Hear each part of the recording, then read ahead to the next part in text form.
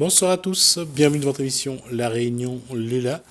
On arrive en fin de semaine, en espérant que vous êtes en bonne santé, que le Covid continue à reculer, ce qui n'est pas quelque chose d'évident, puisqu'on voit qu'en métropole, il y aurait un rebond de l'épidémie. Donc faites très attention. On va parler recrutement, mais dans le football, c'est dans Cosmo Réunionnais.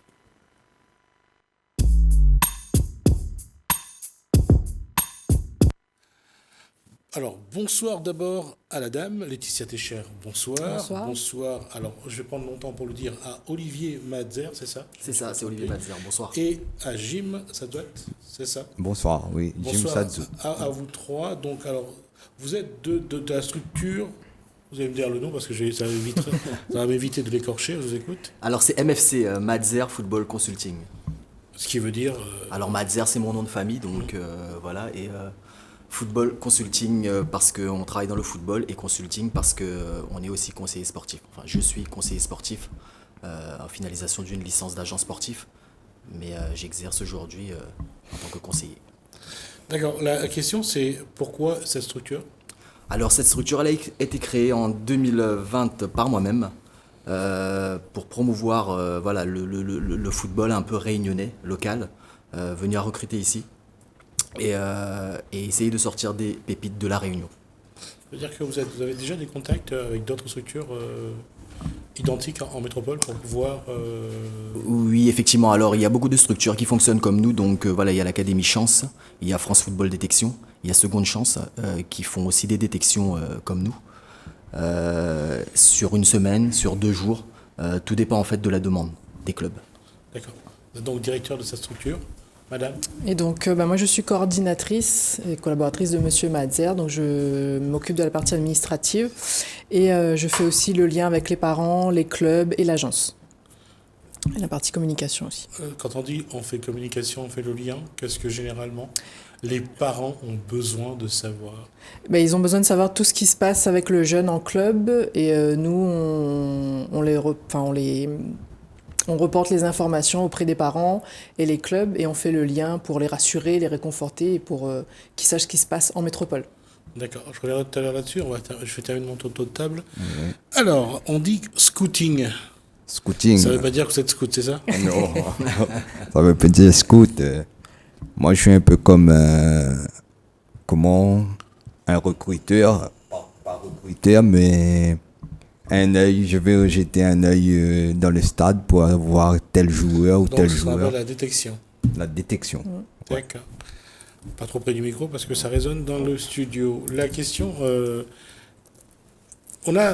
on voit que ça, à La Réunion, en termes de détection, que ce soit au plus haut niveau, au métropolitain ou européen, on voit que la détection est devenue quelque chose d'extrêmement important. On voit qu'on envoie, les clubs envoient beaucoup d'espions, entre guillemets, dans des matchs pour essayer de détecter la pépite en question, le jeune qui promet. Et c'est effarant de voir combien on peut payer un jeune qui promet aujourd'hui pour des clubs comme Manchester en Angleterre, comme Milan ou comme le Real de Madrid en Espagne. Aujourd'hui, c'est quelque chose que votre structure peut espérer mettre la main dessus. C'est-à-dire que demain, vous allez peut-être trouver la pépite.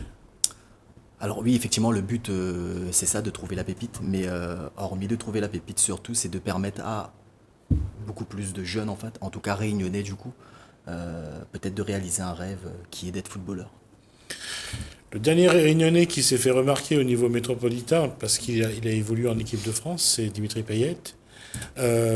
Aujourd'hui, il y a des jeunes on voit qu'il y a des jeunes en D2, il y en a moins en D1 par rapport à avant. Est-ce que les jeunes aujourd'hui, j'allais dire, le mot ne va pas plaire parce qu'on fabrique des jeunes? Alors fabriquer des jeunes, je ne suis pas forcément d'accord là-dessus. Effectivement, voilà, le football aujourd'hui a des exigences. Mais voilà, d'appeler ça fabriquer des jeunes, oui, on n'est pas forcément d'accord sur ce terme-là en tout cas. Vous êtes maman, je suppose? Oui. Vous avez des enfants qui jouent au foot? Oui. Vous êtes prêt à le laisser vivre un petit peu ce rythme qu'on impose à des jeunes pour devenir des espoirs? Oui, s'il y a un bon soutien familial. Nous, après, on est très sportifs, on est dans cette sphère-là. Donc après, s'il y a un soutien familial, quel que soit le résultat, en fait, si le jeune il veut réaliser son rêve ou une partie de son rêve, le but c'est de l'accompagner et l'aider. Donc oui, moi je suis... Vous avez été footballeur? Oui, j'étais footballeur.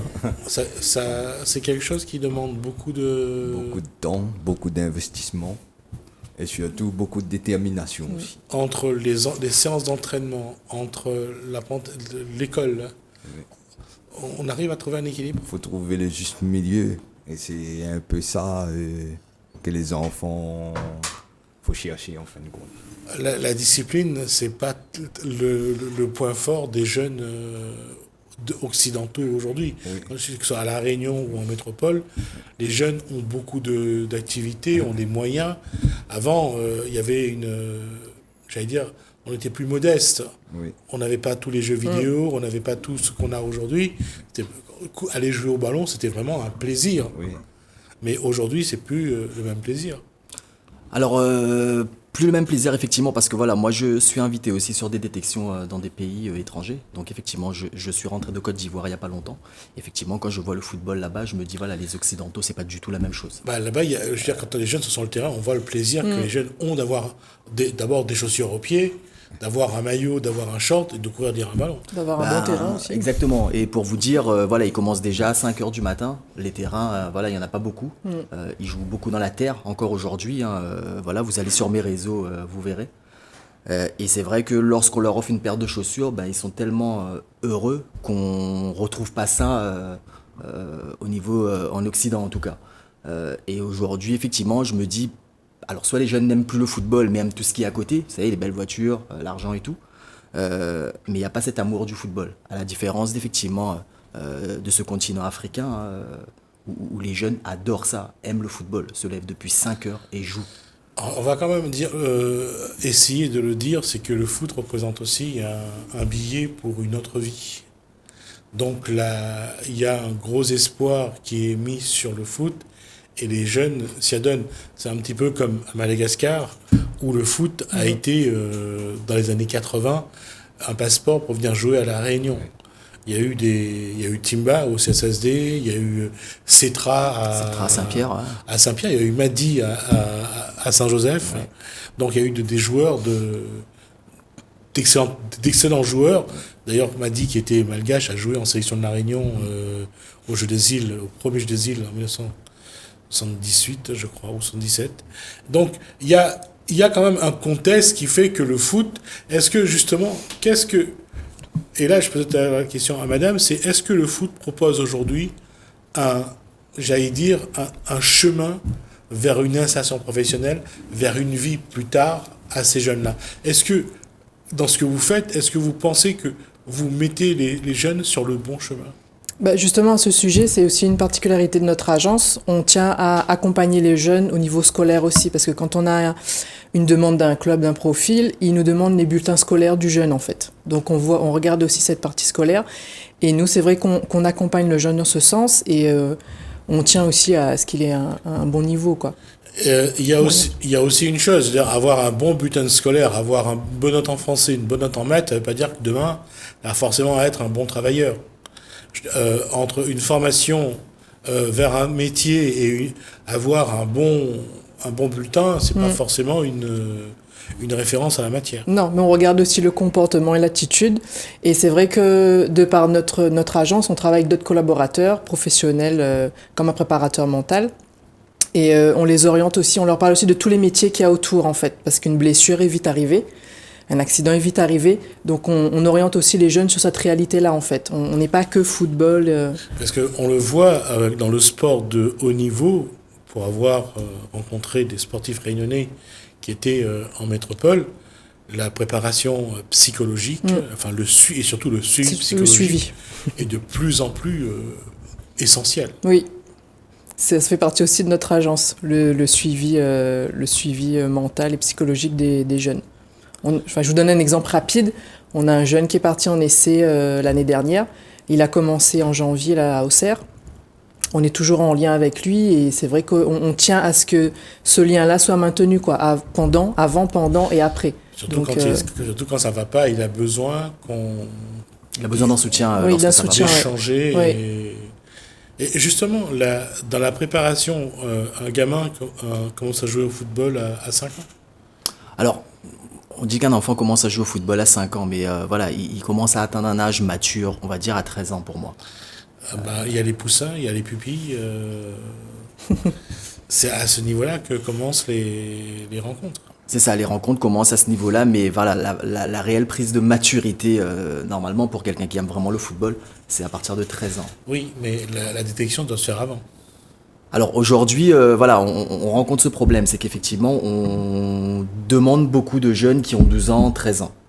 Voilà, les clubs ont besoin de ça parce qu'effectivement, ils les lancent dans une préformation. Donc cette préformation, elle est aujourd'hui importante. Aujourd'hui, effectivement, ici, il y a le pôle espoir qui fait du bon boulot avec ces jeunes. À la plaine des CAF. À la plaine des CAF, monsieur Loïs que j'ai rencontré d'ailleurs, qui fait du très très bon boulot. Donc il faut continuer cette préformation-là, en fait, avec ces jeunes, pour que nous, derrière, lorsque ces enfants quittent le pôle espoir et finalement les essais n'ont pas fonctionné, que nous, derrière, on puisse récupérer ces jeunes-là et leur redonner cette nouvelle chance avec un peu plus de maturité, peut-être d'aller toucher le plus haut niveau en Europe. On le voit à Madagascar qui participe à la Coupe d'Afrique. Oui. On voit que à Madagascar, il y a c'est une vraie passion, c'est un vrai phénomène, le football. Les stades sont remplis lorsque Mada joue. C'est vrai, lorsque la Guinée vient, c'est autre chose. Ouais. Mais comment se fait la détection? Comment se fait le suivi? Comment on accompagne? Lorsqu'on trouve une pépite, comment on accompagne tout d'abord, c'est repérer la pépite. On va se concerter, nous, en l'AMFC. D'accord. On ne va pas faire ça comme ça, prendre un jeune, l'emmener direct. Nous, on va regarder, bien analyser. Mais après, quand on s'est concerté, c'est là qu'on va enclencher. Mais comment gérer les parents qui restent à Mada? Là-dessus, il faut demander à Laetitia. Moi, je m'occupe de la partie administrative et relations avec les parents, effectivement, oui. Donc, ça doit pas être simple de gérer. Non, c'est pas évident parce que le petit bébé, le grand bébé, il quitte tout pour aller sur les grands continents. Donc, non, c'est pas évident. Mais il y en a qui prennent la décision de partir. Donc là, pareil, avec le club et nous on les accompagne en ce sens. Mais pour ceux qui restent, ils se fient à nous, en fait. C'est nous qui faisons le lien. D'autant que même les parents poussent leurs enfants à partir. Surtout si c'est des familles modestes. Oui. On souhaite une meilleure vie pour son enfant et pour l'enfant et pour la famille, oui. Partir ne serait-ce qu'à l'INSEP en France, c'est de l'espoir. Mais après, comme je dis, c'est pas parce que l'enfant est parti que c'est gagné. Au contraire, c'est un départ. Oui, c'est un nouveau départ et après le but c'est de faire en sorte qu'il réussisse, quoi, et on est là pour l'accompagner et le soutenir. Le parcours il est très très long, voilà, parce que l'enfant effectivement il peut partir, voilà, nous on donne cette possibilité là des fois à l'enfant de partir, mais une fois qu'il est parti ça donne pas gage de signature. Il peut passer 1 an, au bout d'1 an il ne reste pas, et aujourd'hui centre de formation, il y a 2% de joueurs qui deviennent professionnels, en tout cas qui signent professionnels à la sortie du centre de formation, donc le chemin il est très très long. Et nous, on est là vraiment dans l'accompagnement, que ce soit parents et enfants, comme on a dit tout à l'heure. On est vraiment là dans ce travail-là où si l'enfant, ça ne marche pas, derrière, on essaie de trouver une passerelle. Parce qu'aujourd'hui, on pense beaucoup à la Ligue 1, la Ligue 2. On oublie la N1, la N2, la N3. On oublie les clubs européens qu'il y a autour aussi. Il y a la Belgique, il y a le Luxembourg. Voilà, nous, on a des demandes aussi aux États-Unis. Parce qu'aujourd'hui, on a des demandes où les enfants peuvent suivre un cursus universitaire tout en jouant au football avec la MLS, qui se développe beaucoup. Donc on donne aussi cette possibilité-là. On en a 1 ou 2 qui sont déjà partis, pas des Réunionnais, mais beaucoup des Occidentaux qui sont partis. Et ça se passe très bien pour eux. Et c'est des enfants aujourd'hui où les clubs français les demandent. Donc le travail, voilà, on est déjà dans le bassin. On va pas dire qu'on le maîtrise, puisqu'il y a beaucoup de monde aujourd'hui dans le milieu du football qui veulent grappiller quelque chose. Nous, on n'est pas là pour prendre la place de qui que ce soit. On est tout simplement là pour faire notre travail et bien le faire.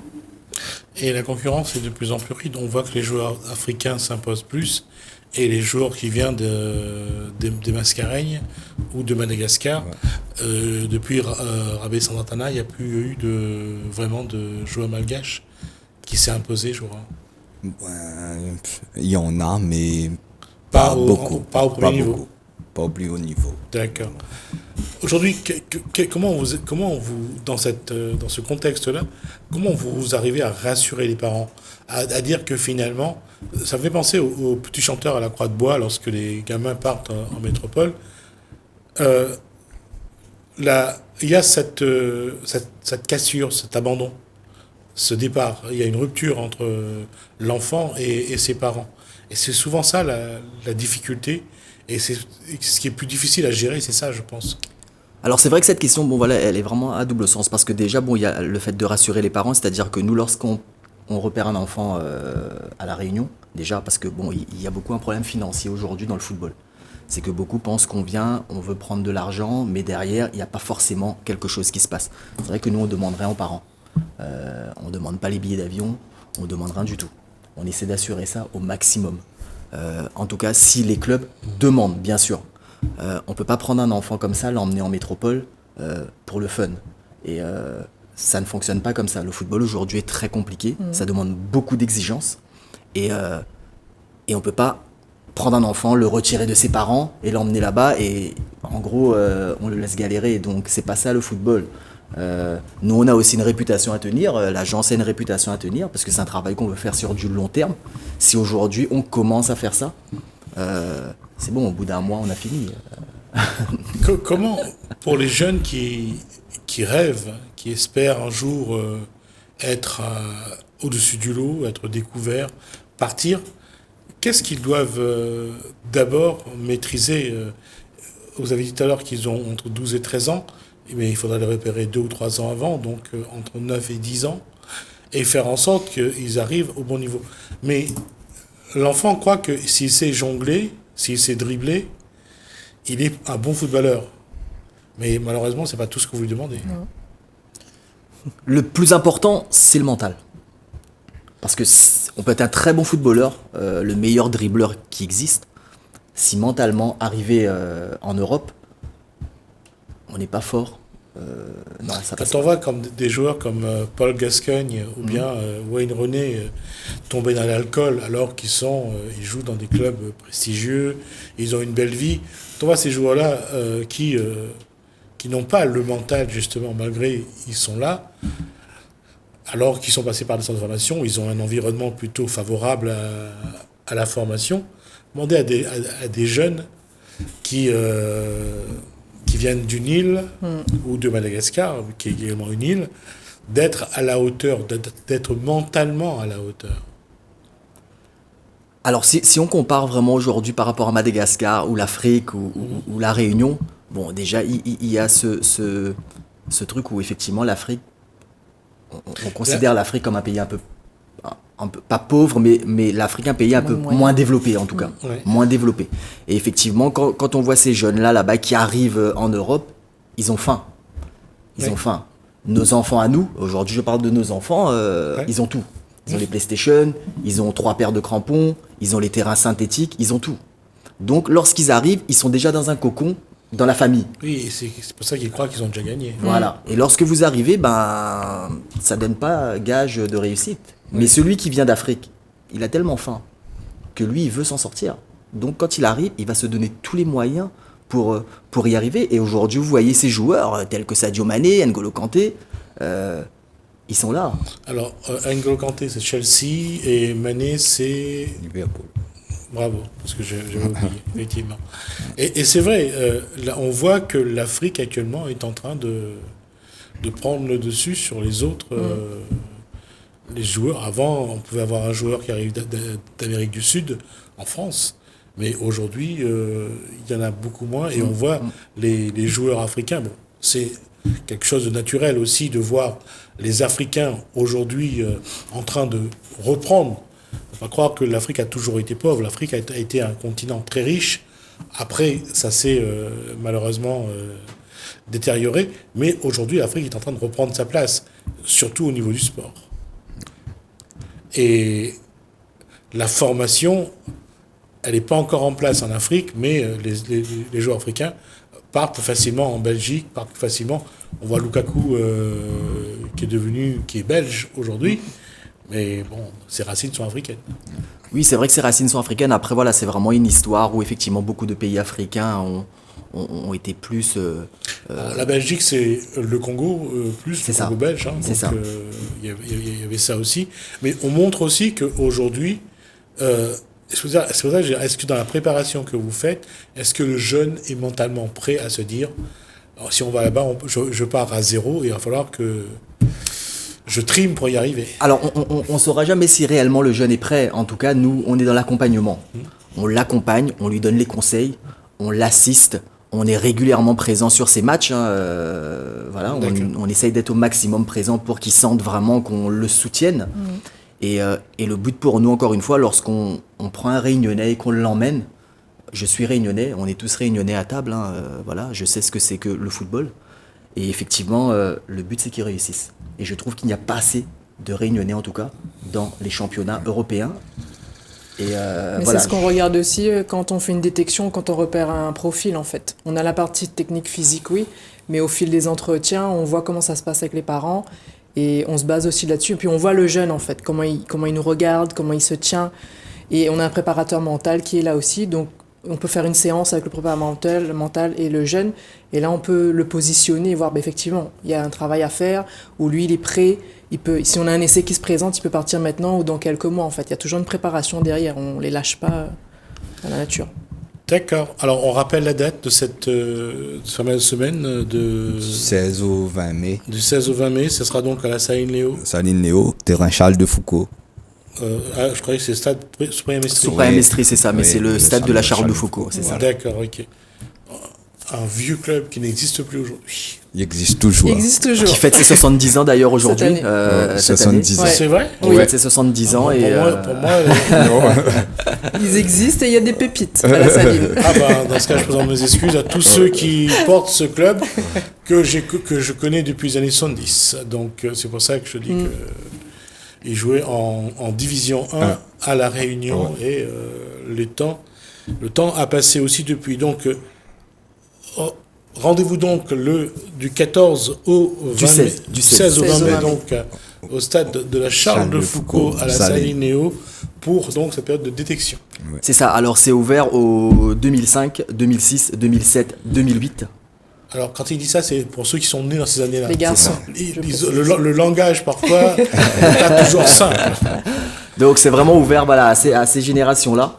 Ouais. Il y aura des clubs qui seront présents, il y aura des représentants de clubs, dont aujourd'hui je vais citer quelques-uns, Nantes, Lorient, il y aura aussi Reims, Metz, Angers. Moi-même qui positionne aussi des jeunes sur Auxerre, sur Dijon.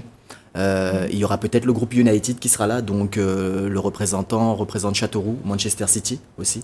Donc il sera sûrement là. En tout cas, on aura un guest aussi qui sera là. Oui. Pour le moment, on est sur le positionnement, on sait à peu près qui c'est, mais voilà, on finalise. D'accord. Écoutez, merci donc à Laetitia Deschères donc pour cet échange, à Olivier Madzer donc et à Jim Sadzou pour de MFC donc Madzer Football Consulting. Merci à vous. On aura l'occasion à la rigueur de faire un point après si vous le souhaitez. Ouais. Mais c'est bien de montrer que derrière que le football évolue et que la gestion évolue également. C'est vrai que c'est quelque chose d'important. Et ce qui me fait plaisir, c'est que ce soit le cadre de la Charles de Foucault qu'on a parlé ce soir. Merci à vous. Merci. Ça a été un plaisir. Merci à vous de nous avoir suivis. Merci Hélène, merci François.